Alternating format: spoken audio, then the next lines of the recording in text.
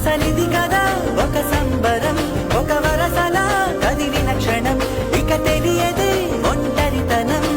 ఎన్నాళ్ళ కోరాలు కన్నోళ్ళిలా వస్తూనే పోయాయి కన్నీళ్ళిలా. ఇల్లంతా మారింది సందళ్ళుగా, మీరంతా ఉండాలి వందేళ్ళిలా. మనవారే వెనకుంటే మరణాన్నే మరిచేది మనసంతా వెలుగేనా, ఇక చీకటెళ్ళింది తెల్లారి నవ్వుతోనే. 10 మంది ఉండగా